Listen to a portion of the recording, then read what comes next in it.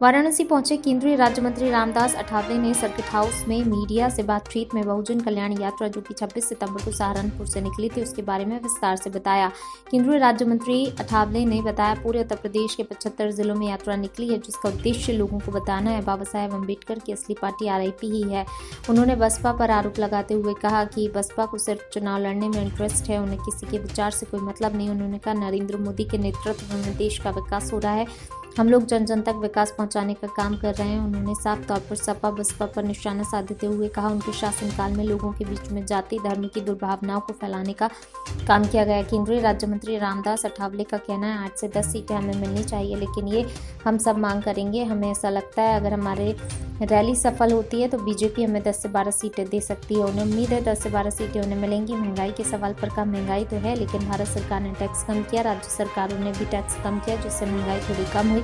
जहाँ तक बात रोजगार की है तो बहुत सारे प्लान योगी आदित्यनाथ ने बनाए हैं। यूपी में लाखों नौजवानों को रोजगार देने के संदर्भ में उनका प्लान है। जिस तरह मुंबई और पुणे में पिछले 5 सालों में जो लोग यूपी छोड़कर आते थे वह नहीं आ रहे हैं, इसका मतलब कहीं ना कहीं रोजगार यूपी में लोगों को मिल रहा है।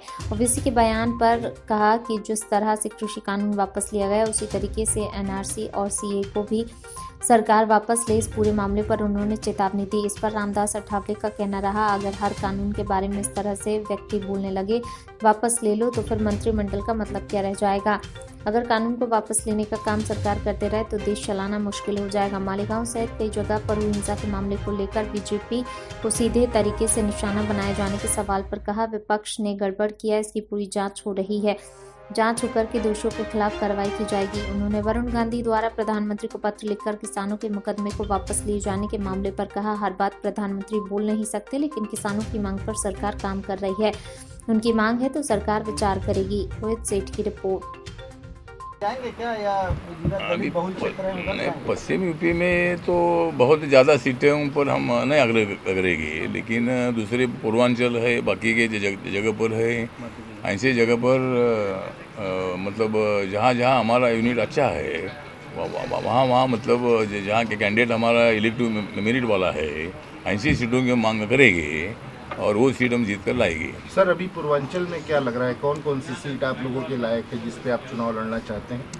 अभी मतलब ऐसा अब सीटें तो हम निकाल रहे हैं, अभी कैंडिडेट भी हमारे पास आ रहे हैं, सीटें भी मतलब कौन सीटा लड़ना है क्योंकि कैंडिडेट अच्छा जहाँ रहेगा वो वही सीट मांगेंगे। अभी सीटों की लिस्ट हमने नहीं बनाई है, लेकिन लोग हमारे पास आ भी रहे हैं और उसकी एक 25-30 सीटों की लिस्ट हम बनाएंगे और उसमें से 10-12 सीटें हमको मिलनी चाहिए। इसी तरह की हमारी कोशिश रहेगी। कुछ बात हुई ऊपर कितनी सीटों को लेकर कुछ सहमति वगैरह बनी है? सीटों पर ऐसी बात नहीं हुई है, लेकिन 2 दिन पहले योगी आदित्यनाथ जी से बात हुई है, हमारे पवन गुप्ता जी उनको मिलकर आए हैं और मैं माननीय जेपी नड्डा जी को भी मिला हूँ, मैं माननीय अमित शाह जी को भी मैं बोला हूँ और आरपीआई को साथ में रखने से बीजेपी का और भी ज़्यादा फायदा होगा। इसी तरह की भूमिका हमने उनके पास रखी है।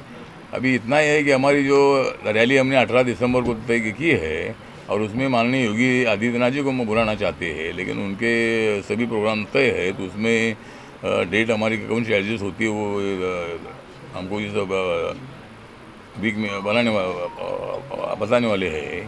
तो रैली दिसंबर में होगी, योगी आदित्यनाथ जी के उपस्थिति में होगी और वो रैली अगर सफल हो जाती है तो ज़रूर बीजेपी बहुत ही पॉजिटिवली आरपीआई को साथ में लेने का विचार करेगी। सर बनारस प्रधानमंत्री को एक पत्र लिखा है और उसमें सीधे सीधे मांग रखा है कि किसानों के ऊपर जो एफआईआर दर्ज किए गए थे उसको भी वापस लेना चाहिए था, इसको भी सार्वजनिक मंच से प्रधानमंत्री को बोलना चाहिए था। मुझे लगता है कि सार्वजनिक मंच से तो अभी कानून तो पीछे लिया है, अभी हर बात प्रधानमंत्री तो नहीं बोल सकते हैं, लेकिन जो अगर किसानों की मांग है उस पर सरकार विचार क्या करेगी। मतलब जो किसानों पर जो केस है, बहुत बार आंदोलन के केसेस सरकार ने पीछे दे लिए है, राज्य के सरकारों ने भी पीछे दे लिए है, उसी तरह अभी कानून तो पीछे लिया है तो एक एक बात तो हो जाएगी।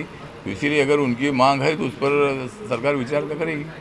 राकेश टिकैत का कहना है ओवैसी के डिमांड पे कि सीए एनआरसी हटा लिया जाए, कि बीजेपी और ओवैसी जो चाचा भतीजा है, जब ओवैसी भतीजे हैं बीजेपी चाचा है, जब ओवैसी चाहेंगे तो सरकार हटा लेगी सीए एनआरसी, ये राकेश टिकैत का कहना है। नहीं, राकेश टिकैत का कहना है कि ओवैसी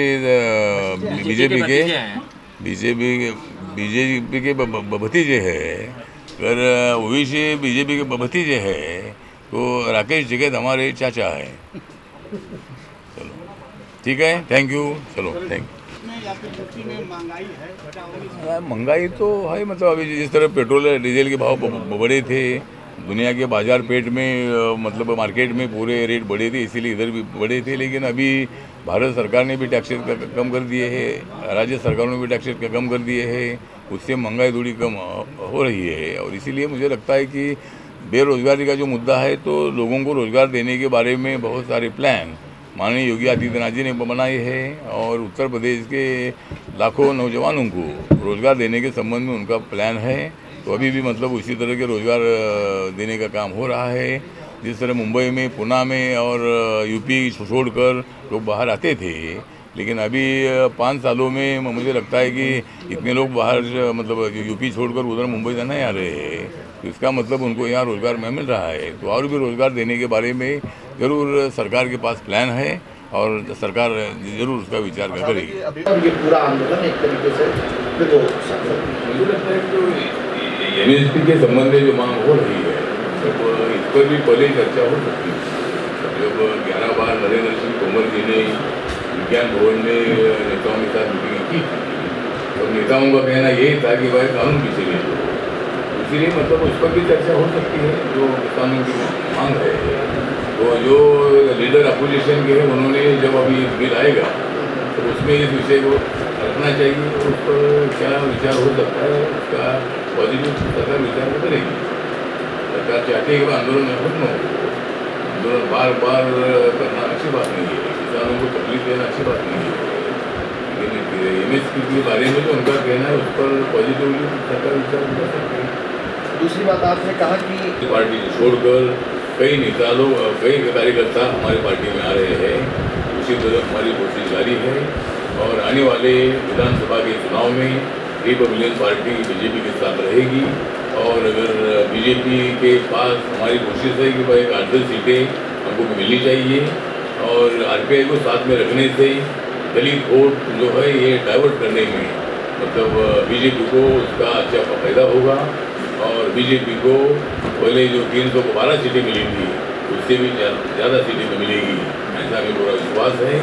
और इसीलिए माननीय नरेंद्र मोदी जी के नेतृत्व पर विश्वास रखकर हम लोग आगे बढ़ रहे हैं, और रिपब्लिकन पार्टी पूरे उत्तर प्रदेश में फैलाने की हमारी कोशिश है।